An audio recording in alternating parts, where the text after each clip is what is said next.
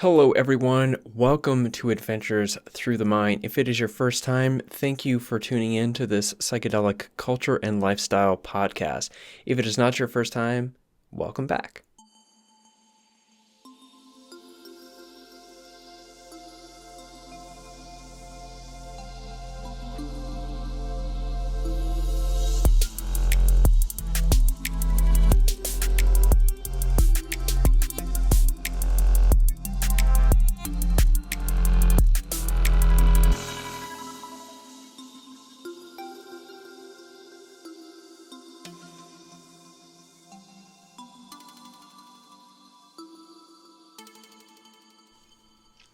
Before we begin, I just want to apologize if this intro comes off a little weird. I'm, a bit strange today. I'm actually just eating a little bit of chocolate to sort of like boost me up, get a little phenethylamine boost, a little theobromine amplification, and maybe some level of extra pizzazz for this intro. Also, I'm filming this. Today is a Wednesday that I'm filming it, February the 14th, which is, of course, the commercialized loved holiday. The present social memes around Valentine's Day were not lost on me when I selected this interview for this week's podcast, which is with Elizabeth Bast. Elizabeth was previously on the show with her partner Chor Boogie talking about Iboga, heroin addiction, and the impact that heroin addiction had on their intimacy as a partnership, as well as the role Iboga had when it came in and freed them from that addiction. Today she is on the show to talk about her path with Tantric sexuality and the overlaps between, as the title suggests, sex, drugs, and Tantric yoga. A quick note before we get fairly quickly into the interview, or a couple of notes. The first is that you'll see that this episode starts a bit differently than others. As Elizabeth and I were chatting in preparation for the show, or to start the interview, we got into a nice little conversation that I felt was valuable to include here in the podcast. So Elizabeth's bio doesn't really get read till about 10 minutes in, but that first part was pretty juicy. I think you'll enjoy it. Another point is that it was the first time I had recorded in this new space, and as in still now, struggling with some technology issues to make sure the podcast comes out as clean and as fluid and enjoyable as possible. And that technology issue was some video lag throughout the course of it, but it does resolve itself and then repeat itself. So if you're watching this on YouTube, there's nothing wrong with your computer. Just hang tight. It'll fix itself up in a moment. Those are the four thoughts to keep in mind while listening or watching. I want to now say a big thank you to a couple people who left some 5-star reviews on iTunes. Mike Brett from the USA says, "Great material, great podcast with material that is not recycled from other psychedelic podcasts, as well-conducted interviews by James. Well done and thank you," from Michael. Thank you very much, Michael. The next one is from Mary Elements from Canada, who says, "An ally to explore consciousness." She has a very long and beautiful review here that I will not be able to read in entirety, but one bit that stands out to me that I really enjoyed was, "I also appreciate the diversity of ideas discussed, rooted in personal experiences, academic researches, exploratory hypotheses, etc., that which don't encapsulate the listener in a particular paradigm. Rather, the podcast allows one to navigate freely across different perspectives, helping to connect the dots and find the starting point to further personal inquiry on various topics." Thank you very much, Marie Elements, for dropping those reviews. I also want to thank everyone who's been leaving reviews on Facebook. I just realized that was a thing recently and haven't figured out how to incorporate reading them into the show, but you can leave me a review on Facebook or you can leave me a review on iTunes. So far, I will be reading iTunes on the show and perhaps soon Facebook as well. Of course, I am available on Facebook as well as Twitter and Instagram at James W. Jesso, so please reach out to me there.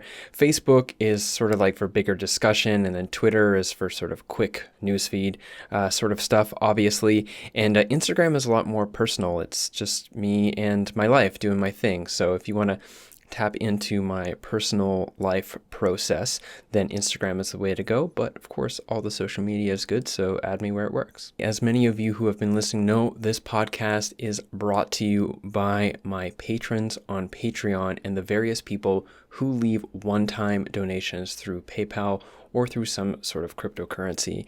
The people whose names you will see in the upper corner of the screen on YouTube or written in the description to this podcast are people who are giving very generously. So thank you very much, patrons, and thank you to the future listener who listens to this and gets the spark of inspiration to head over to patreon.com/James W. Jesso and become my patron as well. I really appreciate that. Thank you. I'm also exploring different ways to help funding around the podcast. I am not at a place yet with my patronage in order to fully cover the cost of this time investment. And I'm exploring, like I said, different ways. And one of the possible ways is advertisement. Now, I'm very hesitant about ads. I'm very hesitant about sponsorship. But I have been working with a woman named Caitlin from a company called Entheogens and trying out her product called Transen. And, you know, it's been a really positive experience for me, especially because I have been struggling with anxiety here during the winter. I put a pretty heavy load on myself to get stuff done. So it's been helping me to reach towards softening and kind of healing my brain a little bit. And it gives me incredible sleeps. So I've been really stoked on it and have agreed to have her sponsor a couple episodes here of the podcast, including this one. So this podcast is brought to you by the product Transen. And Caitlin has been generous enough to set up a page for us at entheogen.com/ATTM, where you can order Transen. There is also a coupon code. It's the same code, ATTM, all in capitals, where you will get free shipping inside of the continental United States. Links to that will be in the description to this episode, so you can just head down there, click over, and check it out. Thank you, Caitlin, for that, and thank you, Caitlin, for the wonderful sleeps. I know I said that was the last bit, but real quick, speaking of writing and of love, I just released an essay that I've been working very hard on that I feel really good about, although I was feeling very vulnerable until I got a lot of positive feedback about it. It's called The Art of Loneliness. I won't say much more about it here, but you can head to my website, jameswjesso.com, and you will find it there on the front page. Okay, that is it. Please enjoy this interview with Elizabeth Bast here on Adventures Through the Mind podcast. So you already know how this interview process goes, so we can avoid that. You are plugged in. Will we have to concern of we're plugged in? I'm plugged in. I have headphones. Okay, great. So, yeah. Great. Perfect. Good to go. And thank you, by the way. It's really lovely to speak with you again. I feel the same way. I really appreciate the dialogue. And also something that you had mentioned previously, I also really appreciate the opportunity to have more women on the show because really women are underrepresented in psychedelic discourse. It's ultimately white men, which is fine. White men have a lot to offer. However, it's not the only thing of value, and giving more space for more people to be informed on the many women who are doing good work, the better. Thank you. Yeah, that's really great to hear. There was plenty of great jokes at the Global Iboga Therapy Conference about the white male PhDs, and we were so grateful for the white male PhDs while presencing that there are other ways of knowing. And the academic and scientific ways of knowing is a privileged way of knowing. And actually, in many ways, they're just catching up with ancient and indigenous knowledge. Like, oh, yeah, we are all one, and now we have the physics to prove it. Or plants have an intelligence, and they speak in their own ways. And, oh, we figured it out. We figured that out, finally. We proved it, So it's great to have a dialogue. And like the work of Nessie Devenot, she's so great, a beautiful scholar of psychedelic literature, is addressing and naming there are different ways of knowing. That are important to acknowledge. Yeah, I mean, how are we expected to move forward with a profound sense of knowledge if we're only looking at if we're only looking at the world from one specific way, it becomes very impoverished and homogenous and unfortunate to future generations if that's all we have. Now, it also could be quite unfortunate if we let the reins go too far and we stop checking for circular reason, like for reasonable positions and fallacy in argument and stuff. And there's a difference between traditional knowledge and delusional ideation that's basically grounded in and of itself in somebody who is mentally troubled. But even those places might be interesting places to have perspective to go from. So, and I don't pretend to know what the difference is, but yeah. That is a great point. And I see the dance of logos and eros happening all the time, of direct experience and revelation, and on the extreme end, the delusion and isolation, ideation, all of these things. And then the institutional knowledge, the academics, the verification, the organization, and there's a balance that can happen there that's very sweet. I just heard a physician talk on the Lifestylist podcast, and I'm forgetting her name, but she was actually helping a lot of people get off of psychiatric medication and heal things that are considered quite extreme, like psychosis and schizophrenia, through practices and diet and supplements and looking at their biochemistry. And someone, the interviewer asked her, well, what about these really extreme conditions? And she said, a lot of that too has to do with how we view and classify and pathologize what could be a gift in another culture. The seer, a schizophrenic person might be locked up and told they're ill their whole life, and perhaps another framework, a conceptual framework, would hold them in a different way to allow some of their gifts to develop and help them to find balance. And she's having great success. It's her work is remarkable, and I wish I could remember her name, but we'll go back to that. So yeah, it's interesting. This isn't even the interview; it's already juicy. It's interesting because this is actually what I've been writing about. I don't know if you caught the most recent podcast at the time of this recording. It's on my list. I wanna check that out with the cults and psychedelic medicine. So. James Kent, and so I think he's making some really incredible points, and the reasons behind why he's talking about it and the criticisms and these things are really valuable. And at the same time, I see that I don't agree with his perspective on things. I completely agree that his argument is valid and that the topics are essential to discuss. But some of the perspectives, like he comes from a place where he's very openly like on the more atheistic side of agnosticism, and he's a rational skeptic, and that's how he approaches things. And so my thoughts are like, okay, these are all really good points, but I think we have to be careful about how quickly we throw around the term delusional, and how quickly we throw around that we reduce the profound nature of a spiritual type experience or psychedelic experience simply down to a psychotic episode, even if it does fit the bill, because these diagnoses are they're born of a heuristic for classifying things as being inside normative values of society or outside the normative values of society. And then because if they're outside of it, then they're pathological. And because they don't fit inside of society's function, well, okay, so they're very effective, but at the same time, what is society's function? And there's different ways of looking at it. Of course, some stuff is straight up delusional, like somebody who's like, I am Jesus.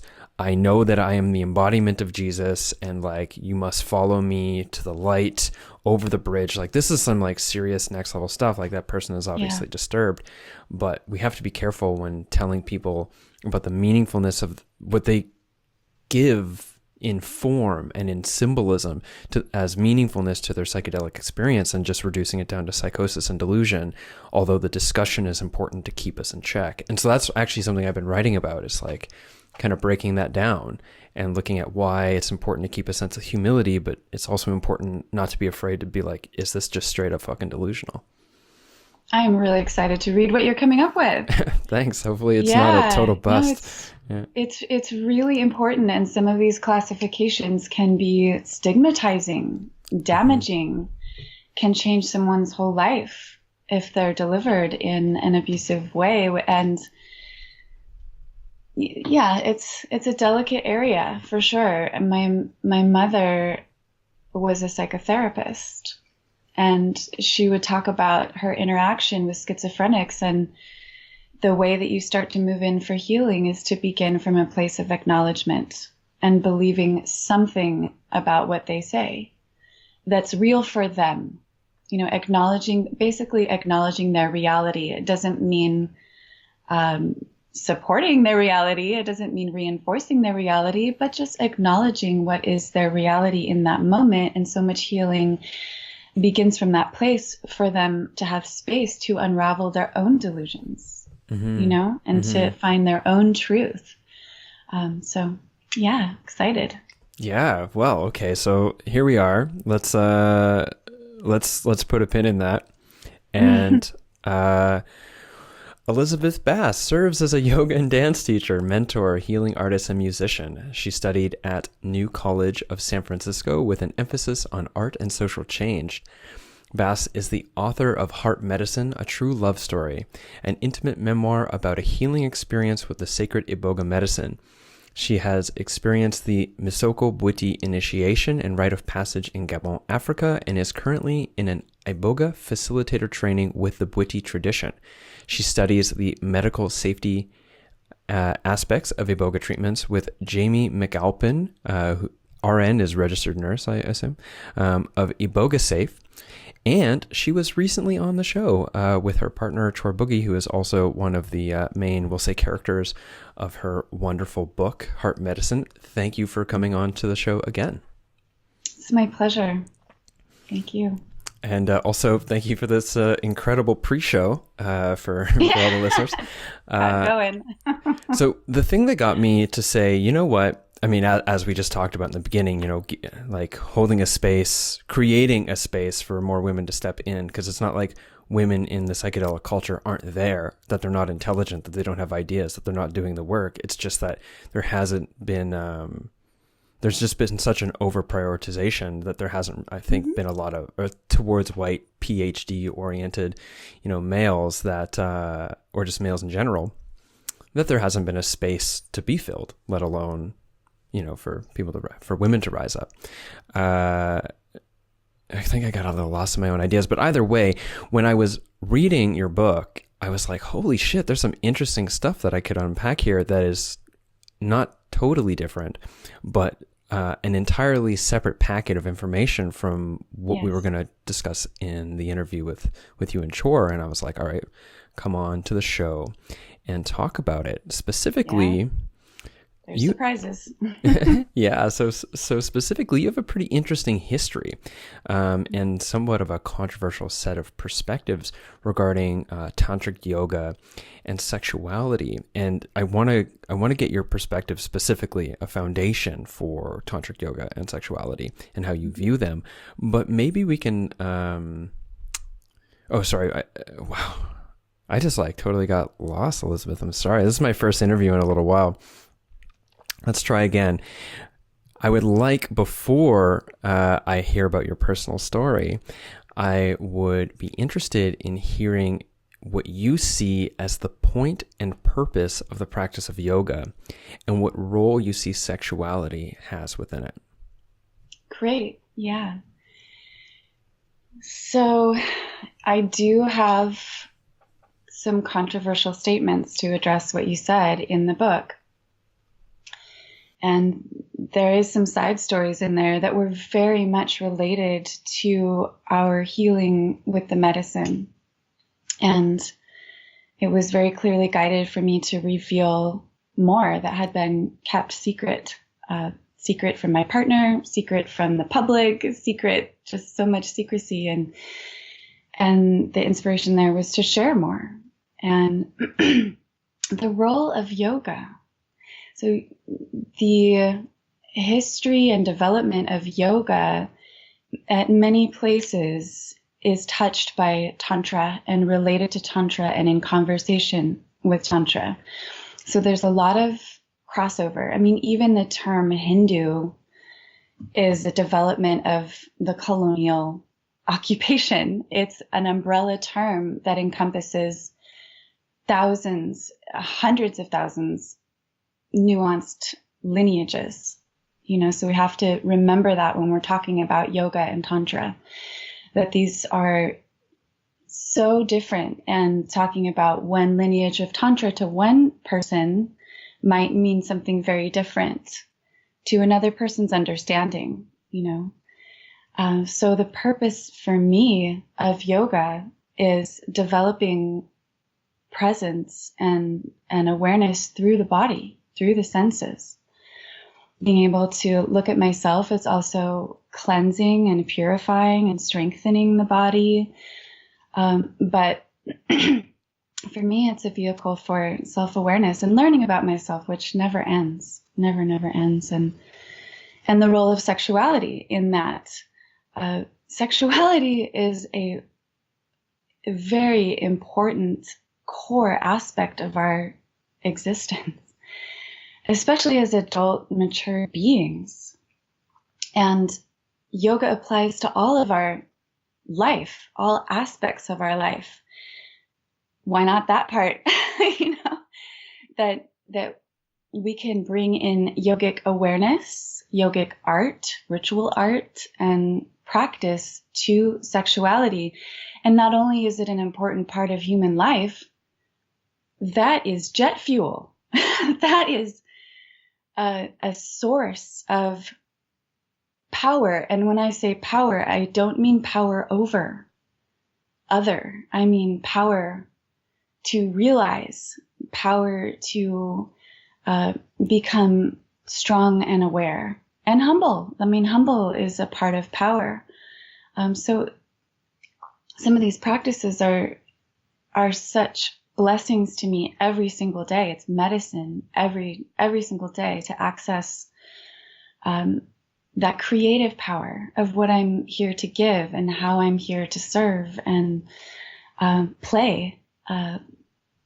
Energy, vitality is a part of power. So spiritual power, physical power, mental power, clarity. I mean, the way that some of these practices reset my biochemistry and the oxygenation and circulation in my body, these are technologies for this embodied machine that we get to ride for a little while. So this is interesting. And something that I want to specifically unpack before the next question is, you're talking about, okay, so please correct my terminology if it misrepresents what you're saying.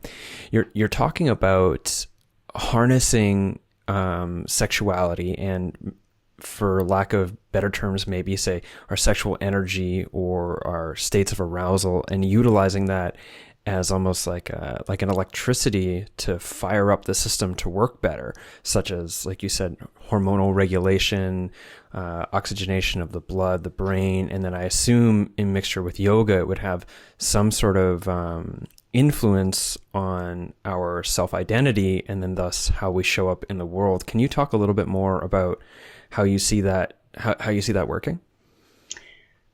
That is so well said. That is poetic. And it is often said that Kundalini Shakti, this force, it's our creative, primal, passionate energy, that force is electricity, electric. That is a word that one of my favorite scholars uses a lot. David Frawley refers to her as electricity. Even the specific letters in certain beach mantras contain an electrical kind of charge in the sound that they emit. So absolutely, it's this sparkling electric, if you will, and fiery force in our body that for most people, they're kind of pushed around by it in life. It's unconscious and it stays very much around the lower three chakras, which is, survival, sex, and food is where that energy is going toward, and kind of limited by that. And it's said when she awakens, it's not just that she's stirring. This is referred to as the goddess in our bodies.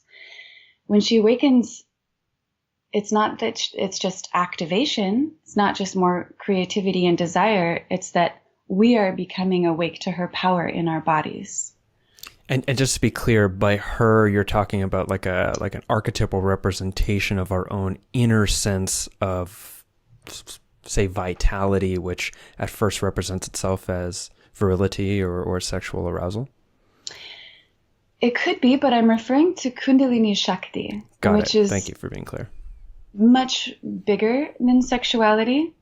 It encompasses sexuality. I think it's a spark underneath sexuality, but it's our creative, passionate energy. It's the spark under every desire, under that. So yeah, that Kundalini Shakti. Great, thank you. Yeah, definitely. I'm not unfamiliar with the topic, but getting into the discussion of where we'll just say, for lack of better terminology, again, the conscious potentials or the potentials of conscious sexuality. I'm not unfamiliar with the topic, but a lot of this stuff around like the actual philosophy of yoga is relatively unknown to me. So I appreciate your clarification. I want to maybe get in later a little bit more about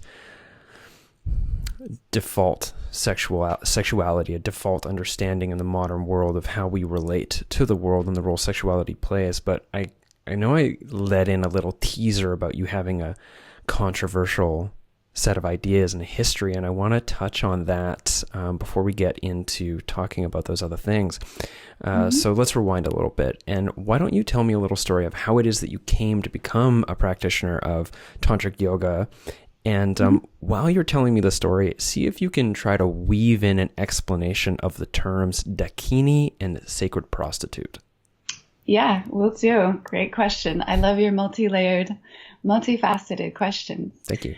I do. So it started many, many years ago, 25 years ago, a little less than, 25 years ago. My first mentor, who I met, Shoshana Rose, I met her at a Native American long dance. She was dancing, which is what she was always doing. She became my dance teacher. And she would dance the sacred dances of many cultures because she intentionally served as a world bridger, which is very different from spiritual tourism. She would go deep into different initiatory experiences in different lineages so that she could always relate to all different kinds of people and understand humanity better and speak this sacred language of different people. She experienced Sufi dancing and Odissi from India and flamenco and belly dance, Chinese dance. She was always learning and deeply spiritual being. So she wasn't an ordinary dance teacher, and she was a yogini, and she knew about goddess cultures of the past, and she was aware of different times in human history when sexuality belonged in the temple and was treated with reverence and used for spiritual awakening. So she just educated me about all these different points in time. And I was 15 years old at that time. And she was also a good friend of the family, good friend of my mother, who's a very progressive feminist. And when I say feminist, I mean humanist, humanist. It's just humanism, advocating for all human beings. And it was very open. I was living at the time in Utah, which was a very homogenous place and very segregated at the time, very homophobic. And So I was very isolated and really dove into studies with her because it resonated. She was like someone I remembered. And when she would dance, I would forget my name. She had this ability, and it was a beautiful experience. It was transcendence. It was ego dissolving, where I would look at her and see the goddess and see the force that gives birth to all creation for the sheer opulent gift of it. And she made me want to be alive. She had that gift, which is, to jump ahead, something I would attribute to a Dakini, that among other qualities, that this spark that and the sacred prostitute, the spark that makes us want to be in our bodies and explore and create and connect and love. So she was giving me all this context for humanity, which didn't exist anywhere around me in pop culture or in Utah. And I saw a different face of the feminine. I grew up with seeing all around me the virgin and the whore archetypes. And I would see young women who were teenagers falling into one or the other. I am the good girl or I am the bad girl.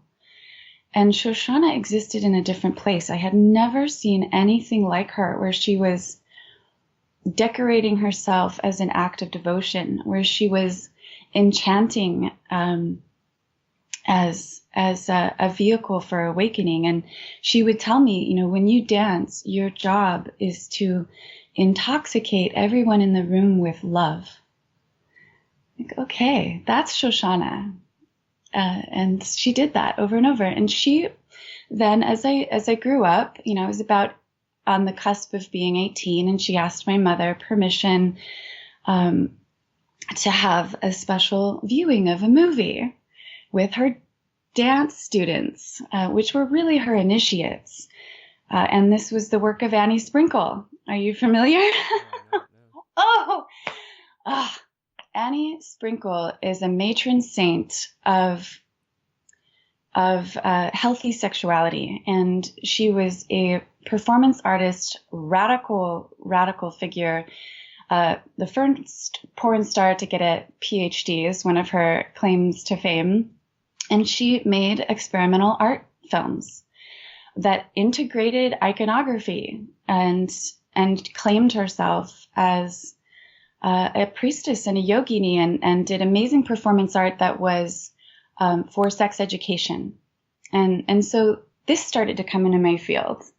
You should definitely learn about her. She has an amazing book called Her Story of Porn. A radical activist and educator.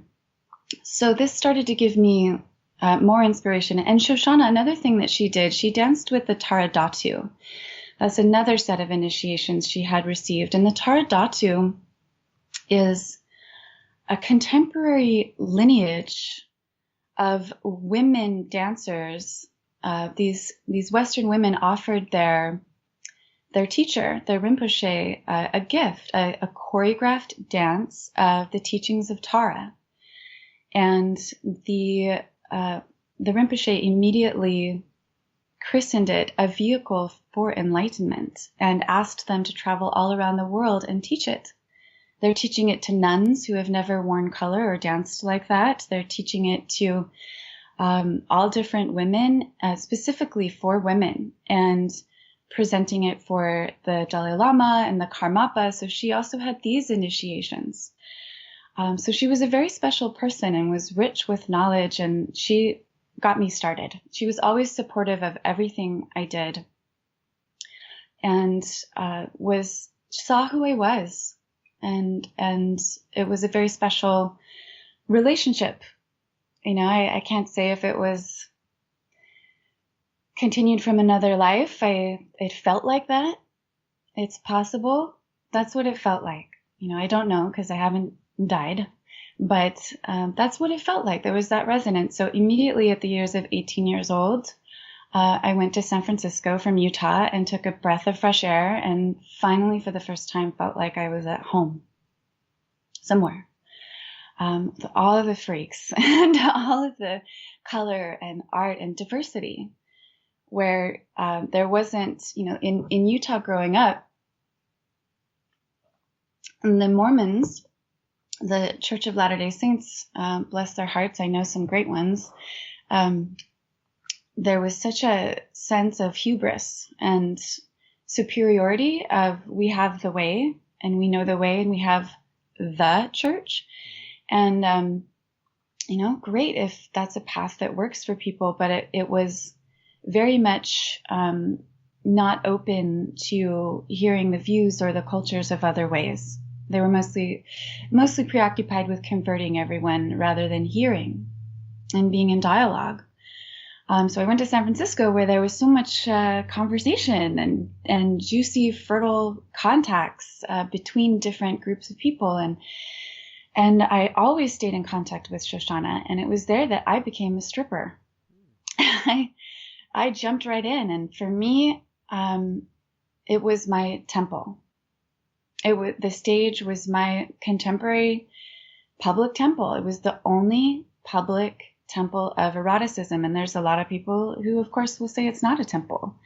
But for me, what I saw was the remnants of a temple that was so degenerated. And but I made it what I wanted to make it. And when I was on stage, I would just go into trance and be with Shakti. And it was a safe place. I felt safer on that stage than at a dance club, where there were bouncers that would protect me when I could go into my trance and be with the primordial force of creation. So I always would talk to Shoshana about my experiences, and she said, yeah, she loved it. It wasn't what she did with her life, but she understood and she was supportive and said, gave me all kinds of practices for spiritual protection and focus. And I was always really clean. When I worked, I was never taking substances. I started yoga, a really hardcore hatha yoga practice at 18. And that kept me really balanced, because the hardest part about that field was not the work. It was society's treatment of it. And it was the ideas that people had about their own sexuality walking in. And I was a therapist of sorts. I was a listener. I was a counselor. I was giving blessings, but that's not what some people would say. And that's okay.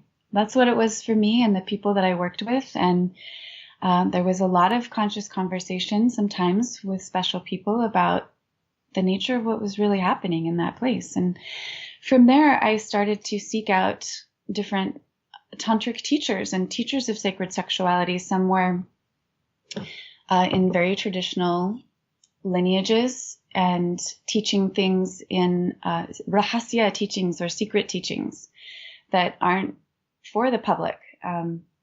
That's because there are different prescriptions in teachings. The teachings for the vira or the hero type of constitution is very different from the pashu or the animalistic nature one. So I started to have these different teachings and some more creative neo-tantra, if you will. There was some of that, which was a lovely experience, but outside of the lineages of tantra. And having a mentor. It was a few years later of hatha yoga study and meeting these different teachers in my life. I became an apprentice to a woman who called herself a Dakini. And she had her own collection of teachings. And this is a very sacred word to me. For me, it is a very feminine word because of the principle of emptiness and her ability to be unlimited by the body. The consciousness being unlimited by the body, she's called the sky dancer. And the facilitator of awakening through the senses. That is a Dakini to me, who can extract bliss from every situation, the bliss of existence. And the Dakini is a part of the lineages from India And it is also a very sacred word in the Tibetan lineages. And for me, the Tibetan lineages are not where I have been initiated. It's the Srividya primarily, and also the unnamed ones that will never be found. There are lineages of radical outcast female teachers that have a network that exist outside of institutional structures and academic structures, and offer teachings when they see that people are ready. And oftentimes the hubris of a scholar, and there's so many, it's interesting because there's actually so many stories in the history of Tantra and Buddhist Tantra of scholars that miss out on an initiatory experience because of their own arrogance, because of perhaps thinking something doesn't exist because they don't have the paperwork that backs it up. And indeed, the very roots of Tantra begin before the Indo-European invaders. These are the ancient matriarchal lineages, the goddess worshipping Shakti-centric traditions, and then these Indo-European invaders brought the Vedas and fire ceremony and scripture study, and it all blended together. And indeed, there was a lot of cross-pollination.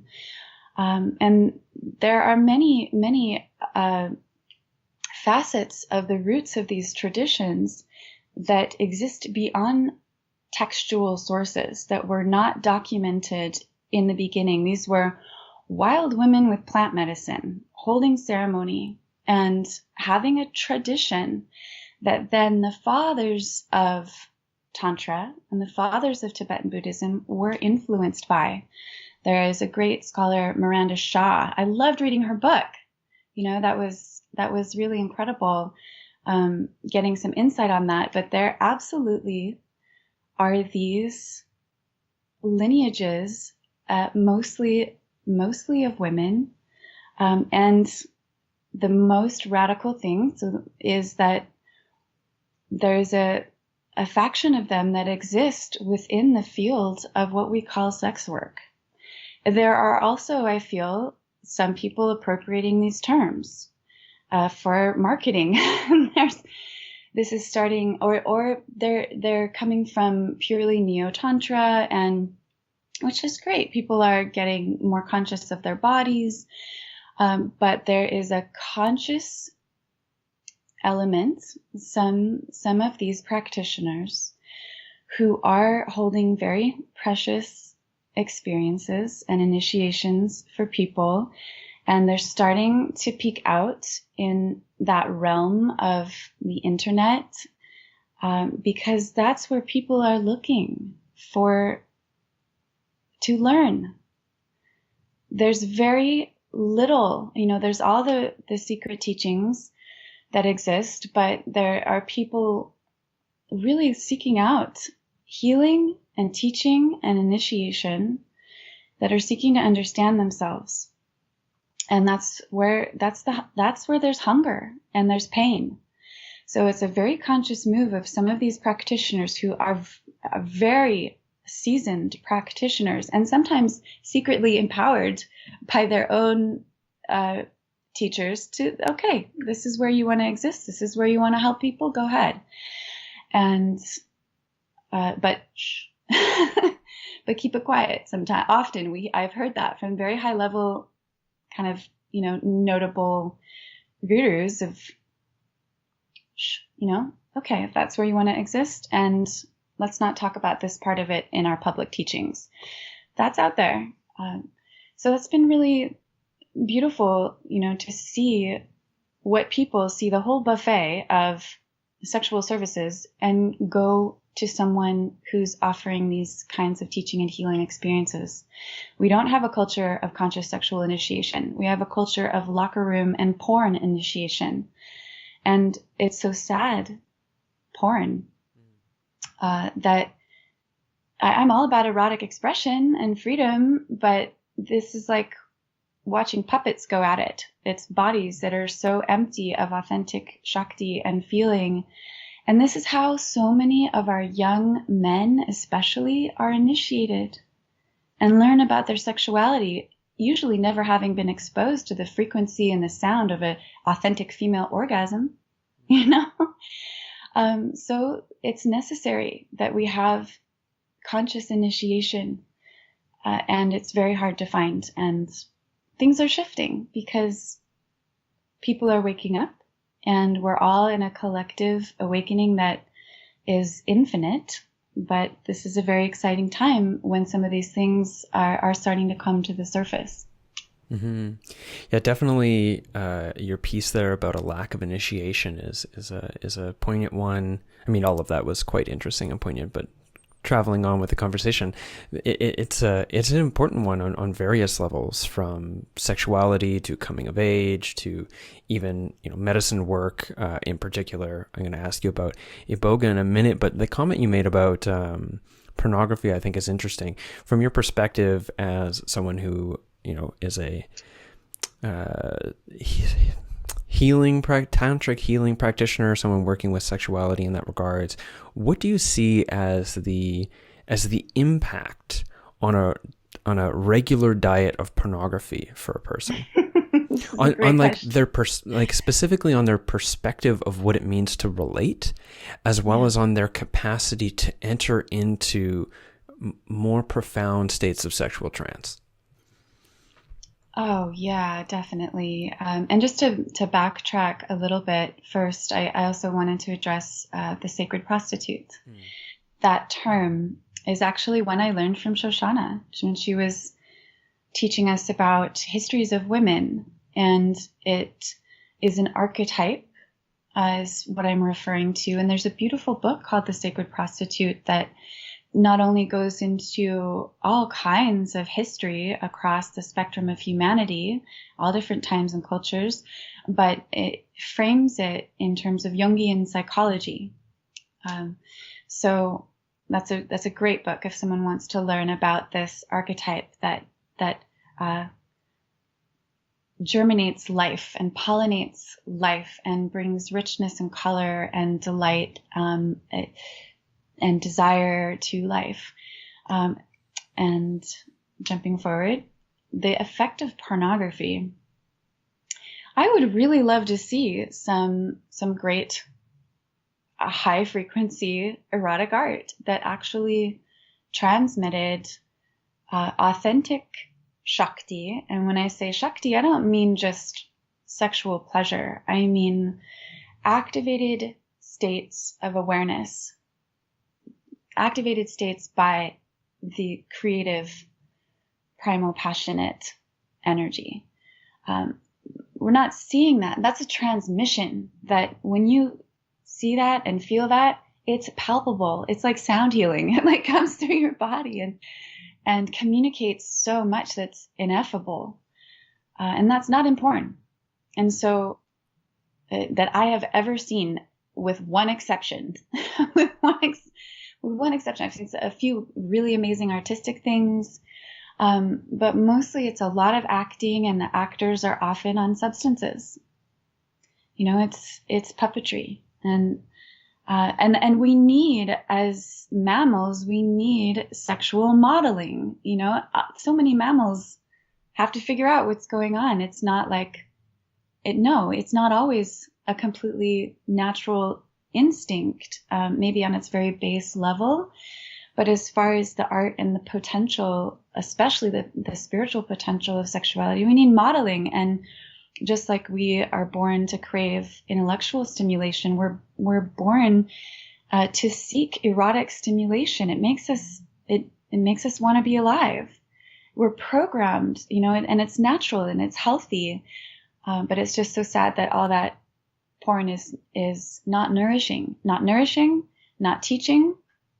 And then in the relation, this is something I've heard, of troubles in relationships where porn reinforces the male ego rather than dissolves it, which is the real peak sexual experience, is the ego dissolution, is that merging, that union with the divine. So it reinforces the ego and the female ego too. There's a lot of acting. I mean, that was one stage of my development, was figuring out the mask and the acting and wanting to go deeper than that.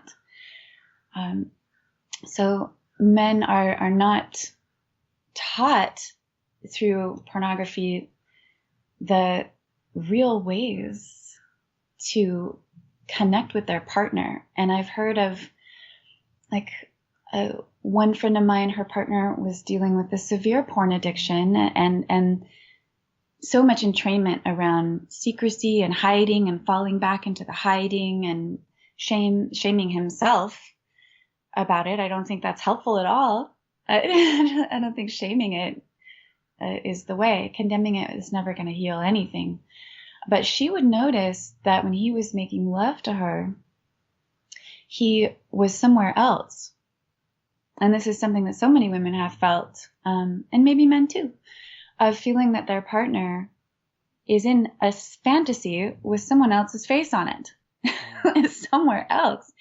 And that is the worst feeling in the world, to feel like your soul isn't being addressed through your body. Their soul isn't being reached through your body, that you're just meat. Mm-hmm. And that is where couples really disconnect. And there might be a release of fluid, but it doesn't mean there was a connection. Mm-hmm. I've heard the metaphor, I guess, or a reference of it being like ultimately just like masturbating with another person's body. Yep, that's a great, and I've heard that straight out of a man's mouth before. that was their relationship to a lover, and that's where some people are at. So I have seen, what's interesting, more awareness that men are practicing around their habitual natures with porn. And it is a really serious and widespread addiction. More than people realize. I'm hearing about it. There's forums on the internet for support. And I don't know if total abstinence is really the answer. In fact, I think entering into it and finding and making quality erotic art is probably more friendly, because there's so much shaming and dualistic thinking and tension and taboo that can get charged with it. So that's my thoughts on that. And regarding, being a tantric healer and teacher, that is a part of my past, and currently my primary focus, because my work has changed a lot with my own evolution and interests and relationship, my main focus is supporting these practitioners in their evolution and doing coaching and teaching for them, and also studying the medicine and holding teachings that are close-on, if you will, because and that's how my own initiation started, was through those types of teachings where we learn about the internal landscape and the inner kriyas, or the inner practices that can be applied to any situation, including sexuality. So that's where I'm at in my service. I came out and really told my perspective around what's out there and what people can find. And I like to see these women, and I say women because they're mostly women. I have heard of some really conscious male teachers, but my community is primarily female, and I want people to honor them and understand the opportunity that they offer and come in a good way. Cool. Yeah, I've actually discovered for myself, I noticed that I'm more likely to be called towards finding a male teacher for understanding my sexuality, simply because I'm a male. I'm a self-identified cisgendered male, or cisgendered male. I'm not always sure about how that terminology goes, but yeah, actually, I did find one guy named Jim Benson who I really appreciated, because the focus was really heavily on the role that sexual shame plays in manipulating our sexual behaviors and how we relate to women. And I appreciated, or relate to our partners, women, men, trans people, whatever. And I appreciate that you had made that comment about the shame and guilt around pornography, because I deeply believe one of the greatest limitations for ourselves is being raised in a society of sexual shame and guilt. Like, there's just something fundamentally wrong and dirty about your sexuality right from the beginning, based in our parents and our society's shame and guilt. And then we have that, plus then recently a hyperbolization of the of sexual objectification, which then they don't really go together. And then you're confused in the middle and trying to make sense of it all with, like you said, very poor examples. That is a recipe to make great consumers. Right? Yeah. Confused people buy stuff. Of porn, of sex work for maybe not the healthiest reasons, of media. Absolutely. Mm-hmm.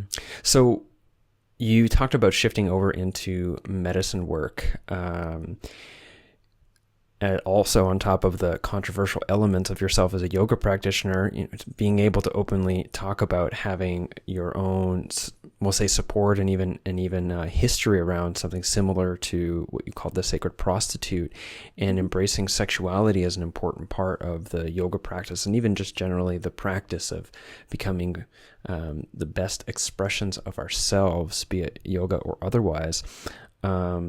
And you're very open about your work with psychedelic plants, in particular, Iboga.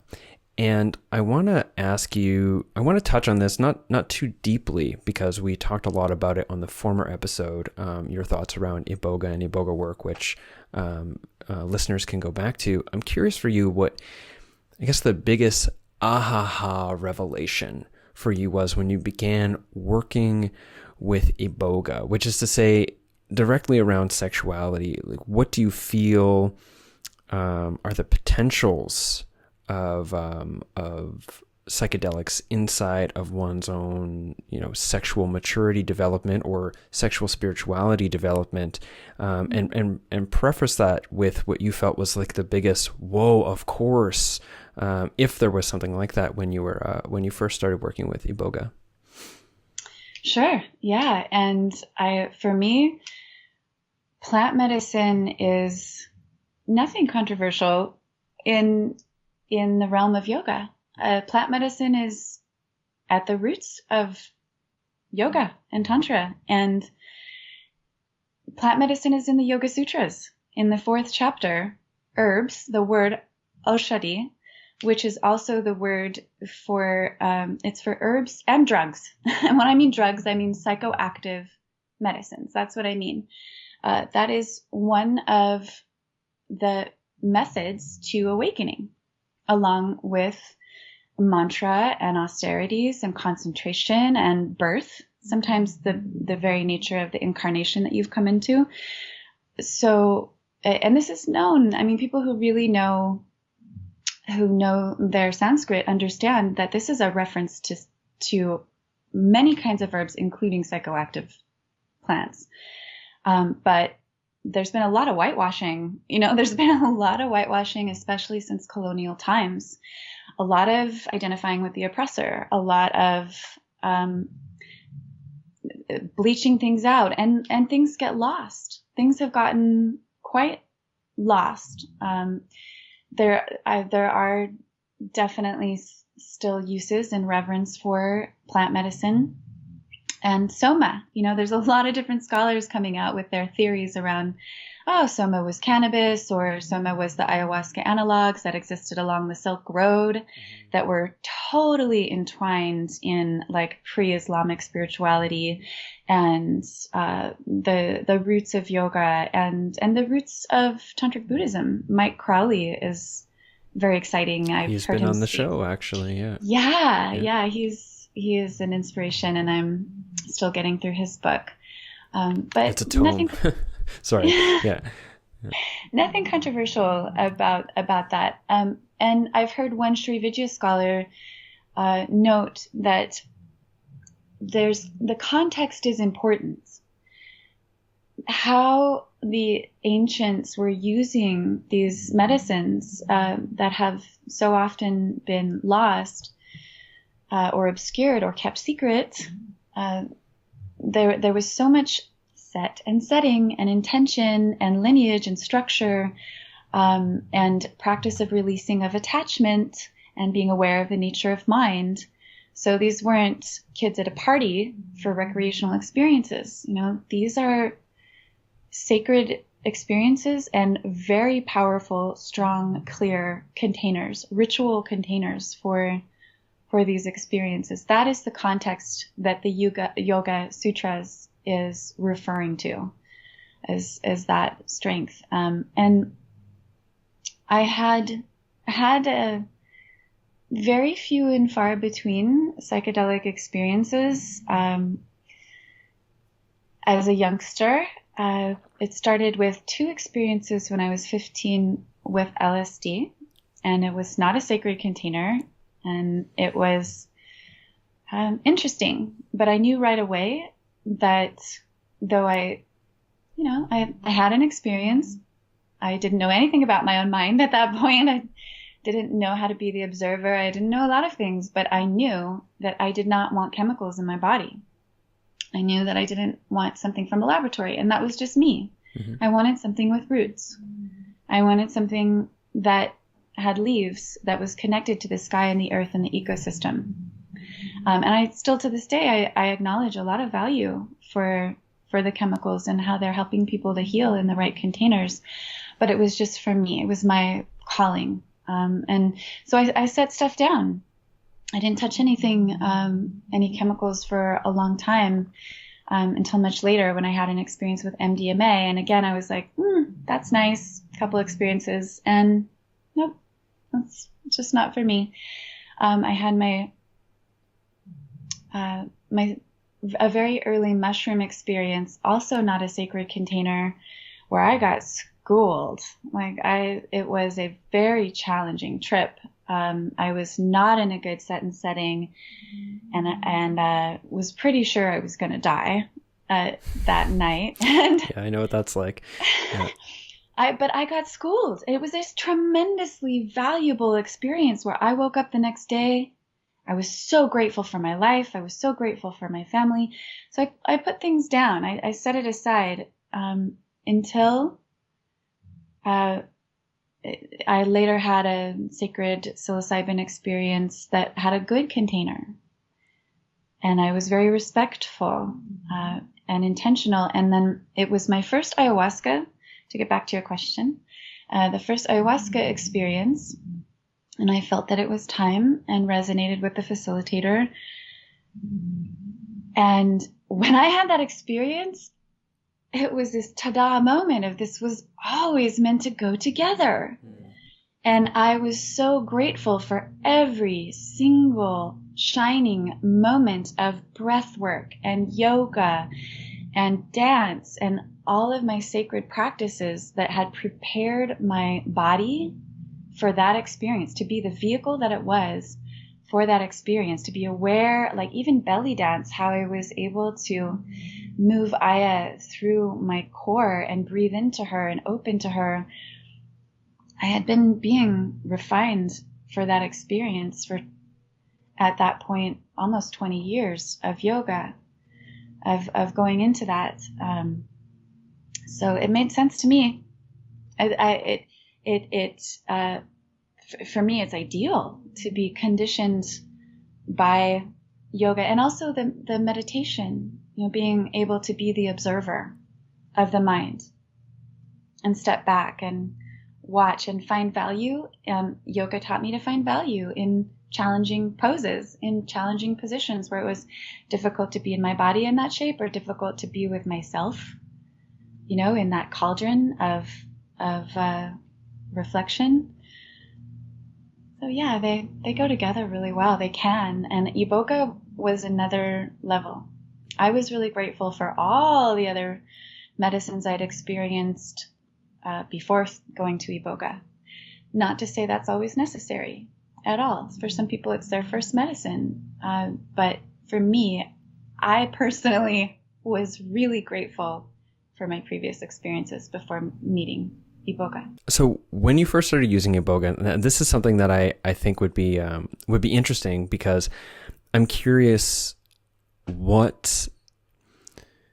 you took Iboga, if, especially since you came in with this priming, with this preconditioned, profound sense of immersion with sexuality and yoga, and especially for those who have or hopefully will read your book, there was a really important aspect of relating and love that was present when you used the Iboga. That was in a way almost like the impetus to even move towards it. And so what was it was there anything that was like here's this profound piece in regards to relating or sexuality that you didn't see before, that the Iboga made very clear to you and became foundational for, I guess, continuing your own development? Yeah, so many things actually are coming to mind. But so are you asking what initially drew me to Iboga and then what it gave me? No, I think that's covered in the other podcast with you, and I don't want to reiterate information because our time here is valuable and limited. Yeah. So specifically, if there was anything directly relevant to the topic of tantric sexuality that we're exploring here that emerged for you, either in your early experiences or even recently with your work through the Iboga, that you feel relevant to this discussion, that doesn't necessarily require others to have that particular experience in order to understand? Yes, absolutely. Iboga spoke to our relationship and our intimacy, our sexuality a lot. And we needed a lot of healing in those areas. Even myself as a healer and a teacher, I was dealing with some shadows where I was entangled, where I was finding difficulty and I was not being fully met in my relationship. And there were places that we were not honest with each other as well. I mean, for me, talking about Tantra goes hand in hand with the view that sexuality is sacred, that is very, very sacred. And so my partner had shadows he was healing as well. And he received initiations from the medicine around his view of sexuality, his view of women, his view of me, his view of our relationship. These are all related to the bigger picture of tantric practice and tantric view, and that the lover, is the gateway into unity consciousness, can be the gateway into unity consciousness, where it's interesting because through that polarity, through that individuated other, there's the opportunity to experience highest yoga tantra, which is union with the divine. And I received a vision that showed me without words. It was like a visual teaching, which is something Iboga does a lot. It showed me the nature of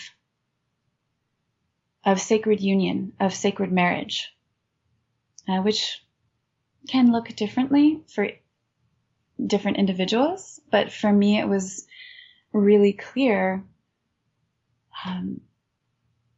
how two beings can come together and create that gateway. And it was really clear that some things had to change in my life in order to experience that sacred marriage, and for Chor as well. So I think that answers your question. It certainly does. It certainly does. Okay. I want to maybe leave that behind a little bit, and specifically the discussion about Iboga, because I want to get your thoughts I want to get your thoughts on some modern current issues, we'll say. Not current in the sense that they haven't been around for a long time, but current in the sense that they're really coming to light recently.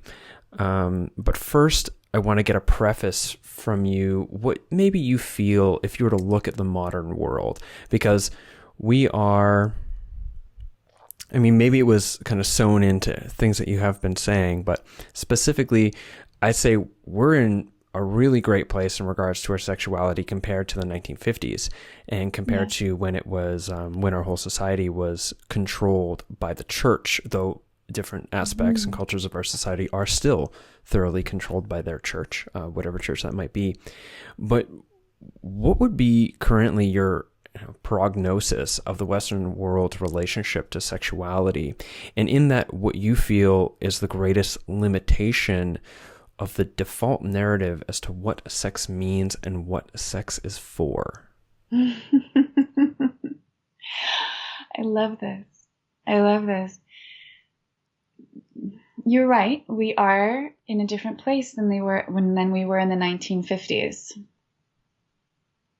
I see that there's still a lot of healing and evolution to happen, for sure, especially because of the state of consumerism around sexuality.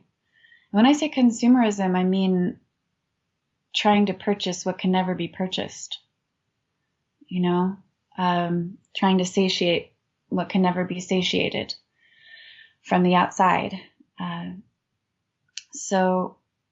And thanks to people like Annie Sprinkle and so many other revolutionaries, we're able to have sex education in school. Great, but we have so many layers of conditioning still around polarized archetypes, the virgin and the whore, the bad boy and the good boy. We have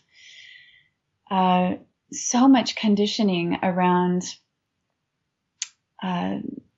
shame. I feel like if we had a culture where people had deeper sexual education and initiation, and they could even talk about it. To this day, I have friends who grew up not being able to talk about sex and ask their questions in a real way to their parents. I mean, one of my good friends, who ironically went on to be one of those most amazing tantric healers and educators, her mother hit her when she caught her looking at the tampon instructions.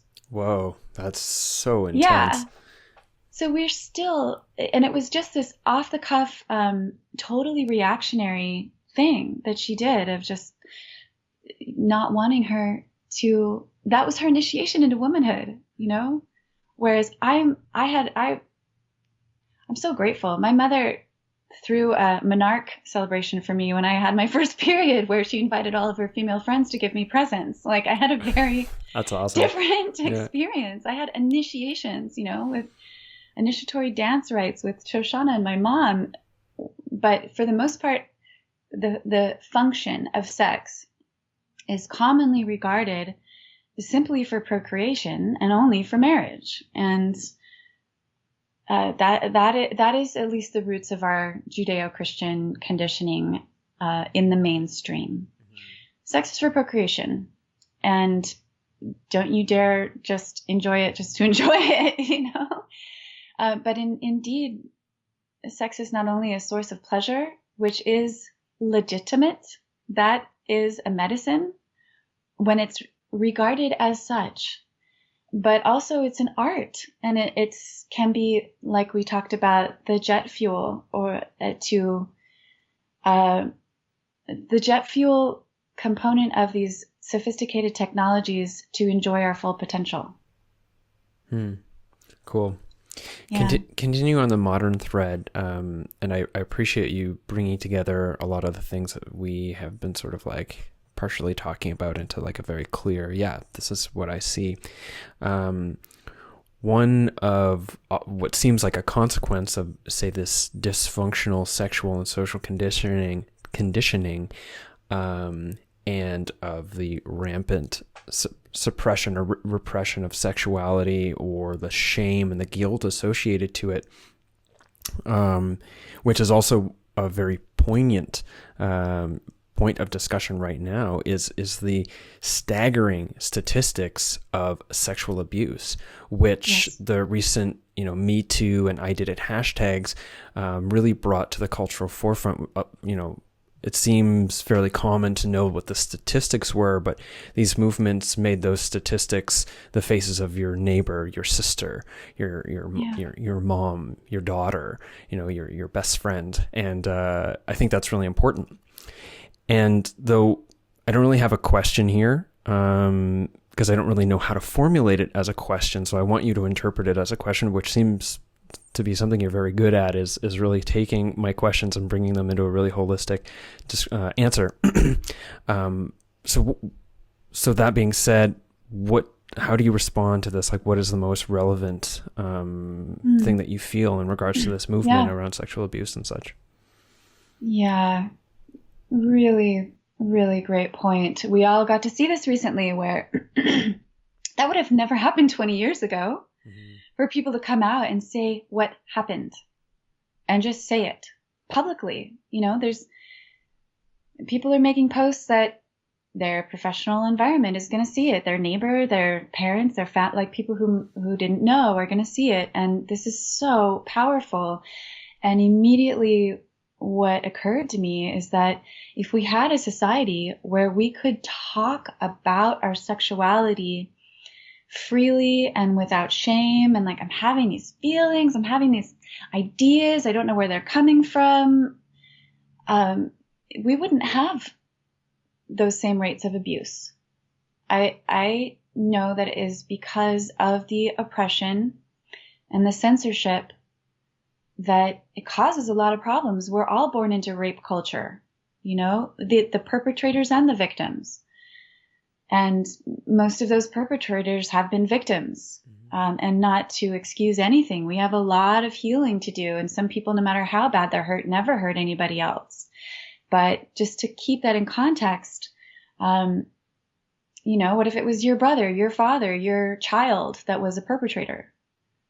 Would you just shame them and want to lock them up? Or do you want to get some really serious holistic healing for them? So having these open conversations not only prevents them, but can help heal them, really heal. And the medicine work has a place in this.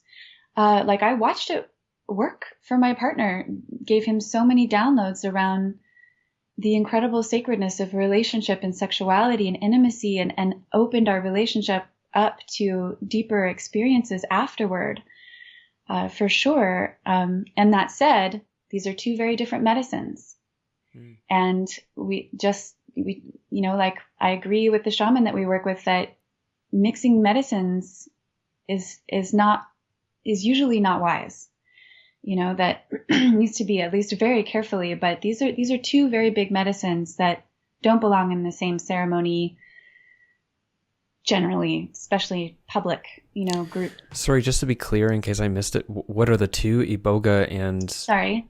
Tantric intimate practice, tantric sacred sexuality. I'm not, I'm very respectful of both traditions, and the need for honoring the integrity of those traditions and keeping the ceremonies where they have been held, and not mixing things, not mixing medicines, not mixing traditions. And yet they also have certain things in common that's really interesting. I feel like they're very complementary. So yeah, the medicine, the experiences of the medicine have so much to bring for our collective healing, for the people that the medicine is right for. It's not right for everybody, but I always feel that the medicine is working for the collective through some of the people, like the medicine is helping to shift culture, like the Me Too, these, the value for transparency is something that comes up a lot in medicine work that I have seen. Would you say so?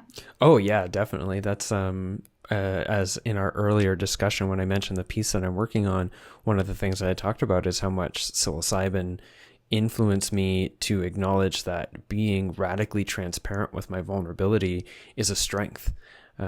Within a certain means, there's a difference between being transparent and confident in your vulnerability and playing the victim in order to take from somebody else, to try to expect somebody else to fix something for you or whatever it might be. There's a difference between those things, and sometimes it's the line is wide and blurry and somewhat translucent, but yeah, I would definitely agree. Yeah. Well said. That's so true. I've seen that happen. Epic, excessive transparency for underlying agenda, is very different from authentic and poignant transparency. Like self-aware of why I'm speaking this and what I want from you, and being clear about that. It's like, what I want from you is to hear me and witness me. Or actually what I want from you is, will you hold me while I cry? Will you listen, or whatever it is? Or, I want you to be more mindful when you say these words, rather than kind of doing it in a way where there's like this like clandestine motive or expectation that isn't clearly communicated, likely because it isn't clearly understood or acknowledged as happening. Yeah. So it's not authentic and complete transparency then. Being clear with our intention and our motive is important. But I have seen throughout a lot of medicine work, people value being honest and value the truth for themselves, and speaking the truth and talking about their pain points and talking about their history. And I know it's existed before medicine work and not exclusive to that, but I've definitely seen shifts in people in that regard. And if more people could feel free to communicate, a lot of problems could be addressed. Yeah, there's a profound sense of ownership that can come with openly communicating the challenges that we're facing. I feel we're getting we're getting far along on our time, and before we end the interview here, I would love to end with something practical. So we've talked a lot today about, the problems with modern paradigm around sexuality, the possibilities of sexuality as an aspect of, say, transformation, personal transformation, presence, yoga practice, healing. And I'm curious if we can end with something really practical. So assuming that that people listening are entering into this whole idea for the first time, or maybe they're already kind of familiar, where would you say is a good place for people to start to better understand themselves and this concept of sacred sexuality? And then what would you say are the next 2 steps from there for people who might already have an understanding of where to start? Like, where do you start? And then where might be the next 2 reasonable steps? Okay. So 3 steps.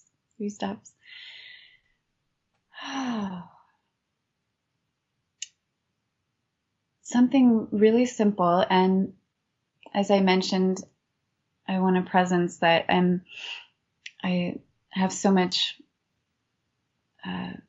respect for these practices, and just like psychedelic medicines, they're sensitive to setting, and intention, and they can be quite naturally intoxicating, and they just require a grounded, clear, intentional space and relationship, to a mentor. There's all these warnings around Kundalini, which I'm sure you've heard. Be careful with Kundalini. Yes, I mean, it can activate a lot of energy, for sure. There are these warnings, even from antiquity.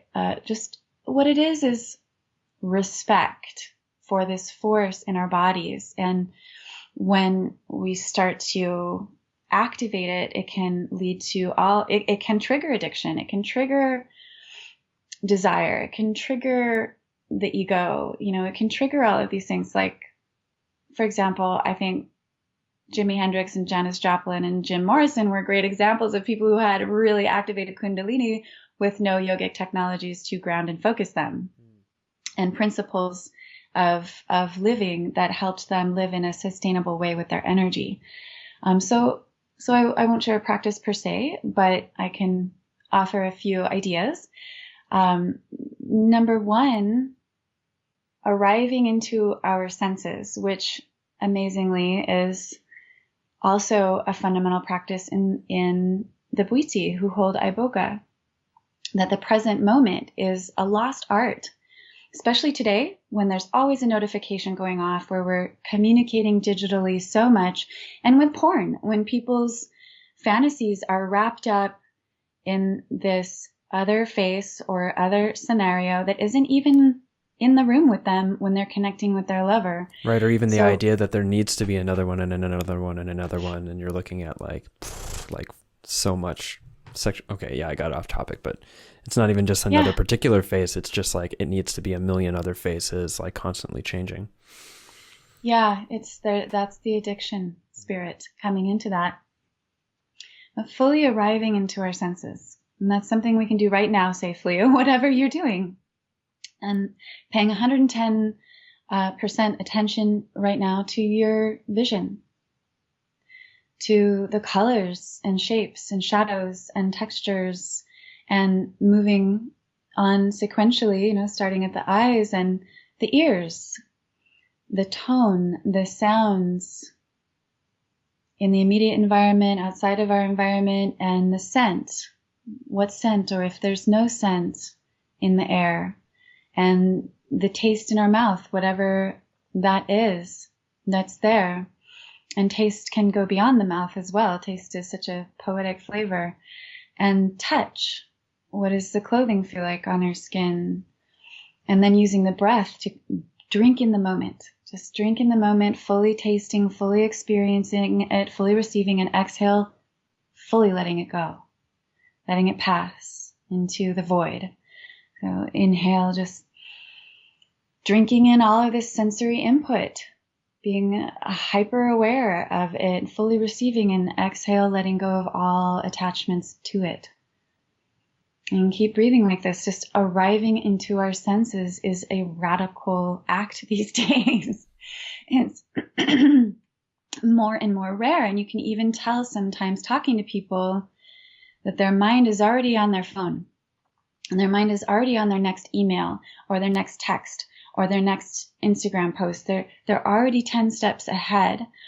And that's what I love about being in Africa, is there's such a reverence for the present moment that is acknowledged in the tradition, and the presence that people have working in that different structure and relationship to time also, that time is not down to the minute, it's circular instead of linear, and the way people just drop in and greet you like they've been waiting their whole life to meet you, and the beauty of the moment and the tribal connections are so revered. So being in the present moment. And two, a foundation of Hatha Yoga is an incredible place to start. Hatha Yoga and meditation is a place to start for the more high voltage practices. And to begin to be aware of the power of the body and the mind. I mean, for me, that foundation of Hatha Yoga helped me to heal body image issues and eating disorder issues, and connected me to my sensory faculties, and started to really enjoy myself. So coming to yoga from a place of celebration instead of, there's still people out there coming to it from a place of punishment, just like any exercise, but coming to it with a reverent attitude to savor life. And three, beginning to study Tantra. And it's tricky to find a teacher. I don't want to advise anyone on how to find a teacher. This is a very mystical phenomenon that can do with auspicious signs and feeling those really subtle green lights from the still small voice. Because I do feel like not every single teacher is ethical. Not every single teacher is grounded enough, so finding the teacher and one actually that I love, that I work with, who I talk about in my book, Janice Craig, Janeshwari, Janice Craig, JaniceCraig.com is a Sri Vidya Pujari, ritual artist, yogini, and she's a wonderful teacher. And we hold different pieces of Tantra, but I've been so grateful for the impeccable way that she holds space, especially for women, and has many events just for women as well as men, and offers these beautiful experiences, the kalavahanas, which are intimate pujas, these left-hand pujas. In a lot of pujas, there's offerings to the statue, but the more appropriate way to say that is it's an offering to the energy that the statue represents, that has been ritually installed in the statue. So it's not the statue, it's what it represents. But in a left-hand ritual, it's to the human being. The human being becomes the murti, or the form, the focal point, the lightning rod, if you will, of divine energies that are not appropriated by the ego. So we get to focus that ritual there. So she's a beautiful teacher, and some of my favorite books I have on my website under the navigation menu for recommended reading for sexuality. Those are great books, but we can only learn through direct experience, but the books can help to support and integrate those direct experiences. Mm-hmm. Beautiful. Thank you for those suggestions. Since we are on the theme of suggesting websites and readings, maybe we can end off with you letting people know how they can get a hold of what you are doing or explore what you're doing more deeply, including your book. Sure, thank you. So my book, Heart Medicine, A True Love Story, One Couple's Quest for the Sacred Iboga Medicine and the Cure for Addiction, that is available on Amazon. And you can also find it through my website through a number of online booksellers, including IndieBound and others, if you have a different seller that you like. And my website is ebast.net. It's E-B as in boy, A-S as in Sam, T as in Tom, .net. Where you will find information about the book and a really great resource page about Iboga, which is a very powerful plant medicine that I have a lot of respect for. It's one of the most medically volatile of the medicines that we know of. So encourage people to just really get a solid education on that before they move forward. And then my email list there on the contact page, you can be notified of different workshops and coaching opportunities. And one announcement I'm really excited about is I have been studying the addiction recovery coach training and entheogenic medicine integration coach training that's offered by Being True to You, which is an incredible organization by an amazing woman founder, Deanne Adamson. It's a profound program. So I'm going to be also working more with those topics as well. It's all a part of the mandala of offerings. Great. Well, thank you very much. And Elizabeth, thank you again for giving your time here to the listeners of Adventures Through the Mind. I will make sure that all those links are available at the show notes for this episode, which are always on jameswjesso.com. And I look forward to sharing in another conversation again someday soon. Great. Thank you. Thank you, everyone, for tuning in yet again to Adventures Through the Mind. This has been episode 66. If you enjoyed it, please do go check out Elizabeth's book, Heart Medicine, A True Love Story. It is really an engaging read. I quite enjoyed it, and I believe you will as well. All the links and references that she spoke about in the interview will be at jameswjesso.com in the show notes for this episode. This podcast is brought to you by listeners like yourself via Patreon and by donations over PayPal or Bitcoin, as well as Ethereum and Litecoin. If you would like to support the show, and I do hope that you do because it is very nourishing and I'm very grateful for it, you can head to jameswjesso.com/support to check out how to do so. The links to that are in the description to this episode. And as a brand new addition to the show, have my first sponsorship opportunity through the company Entheogens and their product Tranzen, which is a supplement that helps to nourish and support the brain, in particular around stress. Personally, I found it really good to help with my anxiety because I put a lot of pressure on myself to get stuff done and often bite off way more than I can chew without choking slightly. So it has been very helpful for me in that regards. You can check out the product at entheogen.com/ATTM, which stands for Adventures Through the Mind. And if you type in the promo code ATTM, you will get free shipping inside of the United States. Thanks, Caitlin, for working with me so softly in this first sponsorship ad situation that I've got going on here at the podcast. To the listeners, I know some of you, like myself, are very hesitant to hear ads in a show, so I hope that you do not judge me negatively by doing what I need to do to make sure I can continue to produce this podcast for you. Not every episode will contain ads, and the ones that do will contain ads for companies and products that I personally stand behind. So that's it. Thanks again. Follow me on social media. Twitter, Instagram, Facebook, all at James W. Jesso. If you're on YouTube, hit the thumbs up, subscribe, and press the little bell so you see when I release new videos every Friday, as well as sometimes intermittently throughout the week as well. That's it. Thank you so much for listening all the way to the end of the show. I will see you on the next episode of Adventures Through the Mind.